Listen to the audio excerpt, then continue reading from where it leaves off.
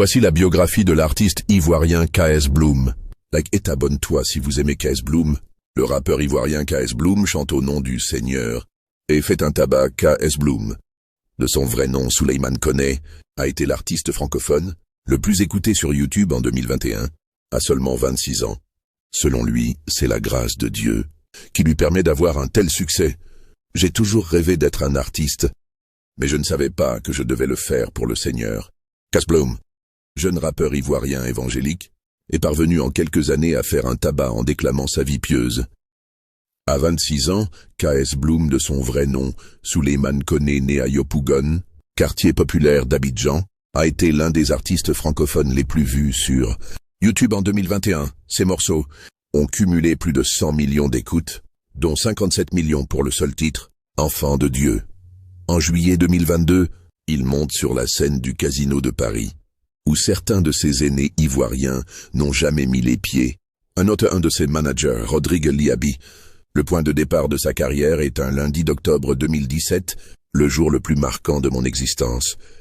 Confie-t-il, parce que c'est ce jour-là que j'ai vraiment donné ma vie à Jésus, alors rappeur trash, et dans le clash, pris dans beaucoup de vices, comme les sorties, ou la cigarette.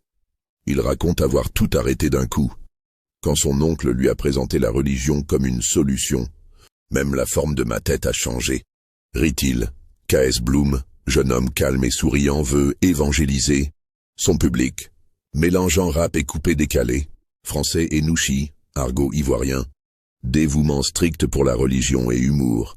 Dans son premier album sorti en 2021, Allumer la lumière, il prévient, en enfer y a pas un loco. Bananes, plantain, frites, plat typique ivoirien.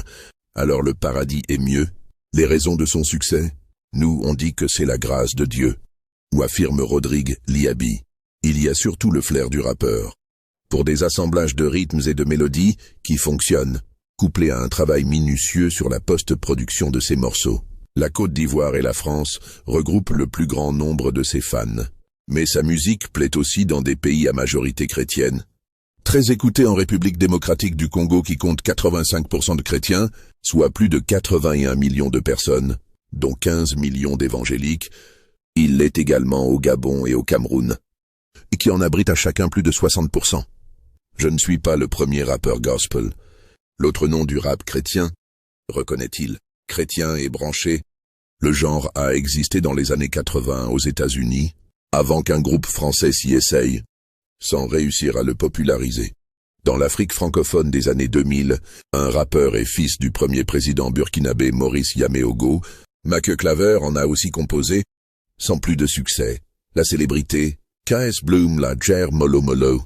Tranquillement. Les parents ne te voient plus trop, tu n'as plus trop le temps pour tes potes. Confie-t-il, mais il préfère sa vie religieuse d'aujourd'hui. Même s'il se dit dévoué à la religion, l'artiste se moque de l'attitude jugée trop stricte de certains chrétiens. Il juge que les dreadlocks et les tatouages qu'il porte, comme d'autres jeunes, ne nuisent pas à sa croyance, et cette ouverture d'esprit plaît à son public. Tu peux être chrétien et être frais. Branché, estimé Romaric Lozo-Kouakou, 23 ans.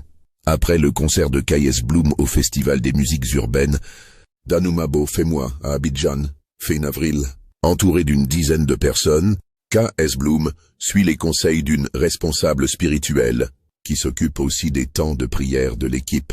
Être évangélique n'est pas une condition pour travailler avec lui, mais si tu es chrétien, on parlera le même langage.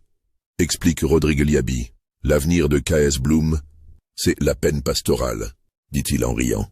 C'est très probable que je finisse pasteur un jour, même si je ne le veux pas, car on ne s'appartient plus étant chrétien, on appartient à un maître et c'est lui qui décide. Pour le moment, il se concentre sur des actions caritatives, la sortie de son deuxième album en juin, Disciples dans la ville et une tournée internationale. Source, Le Figaro avec AFP. Mise à jour le 22 mai 2023 à 09h24. Like, abonne-toi, commente le nom de ton artiste préféré dans les commentaires, je te fais sa biographie.